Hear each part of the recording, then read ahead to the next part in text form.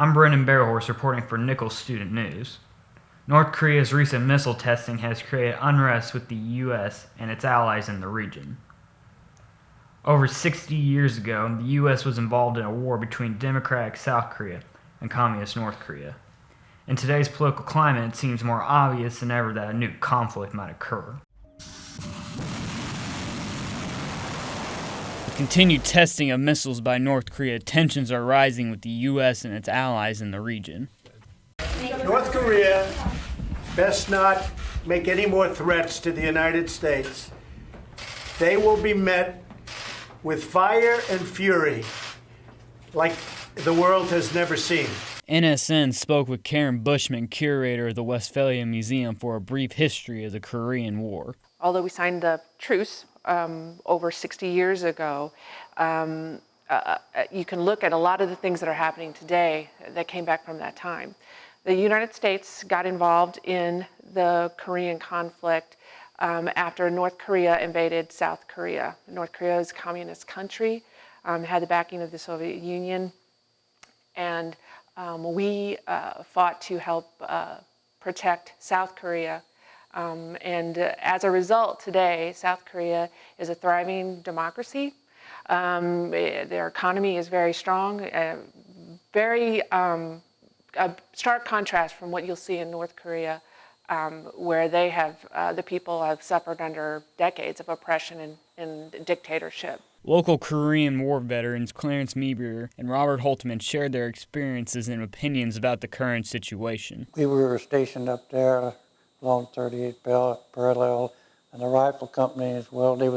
They called it the MLR. That was the main line of resistance. Of course, then we had outposts and stuff ahead of there, and listening posts, and we patrolled every night. We had send patrols out because each side was trying to hold the high ground. The Chinese, it was the Chinese that we was up against, and they overrun an outpost. It was on it was Hill 38A, and they called it Siberia Hill. It was the code name of it. And we had 75% casualties the next day. Like today, you know, with the bomb and everything on both sides, it's probably a lot more dangerous yet than it was. If we don't stop him, it's not going to make no difference. When he feels it's right for him to throw the bomb at us, he's going to throw it. So we better confront him and let him know what you know, that we're not afraid of him. Army veteran Robert Holtmann also shared his experiences from the Korean War and his take on the current political tensions. They had this Bedchick Charlie, which was a single biplane that North Korea had, and it would fly through the mountains. They couldn't detect it with radar, the South Korea or the United Nations forces. And it threw about 3 bombs over the side. It was a little biplane, and it came over the bridge one time, and I was, well, to get backing up, they had a big push up front, and South Korean Army didn't have the best trucks in the world. They had our junk, but they were hauling ammunition to the front, and it was blackout. You drove that bridge without lights, or that area without lights, and they were all jammed up. And there's ambulances coming from the north with the wounded, and they were trying to get them down, and it was just absolute chaos. And this Bedcheck Charlie, this plane, the sirens went off in Seoul, and this plane came up across the bridge, and I was in the middle of the bridge with a flashlight, and it went on up. It didn't drop its bombs. It went above and made a circle, came back over the bridge, didn't drop its bombs, and headed towards Seoul.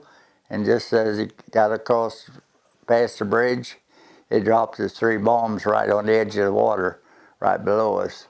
This nut up north has the capacity to send an atomic weapon into Seoul, and he could destroy probably every human being in that country.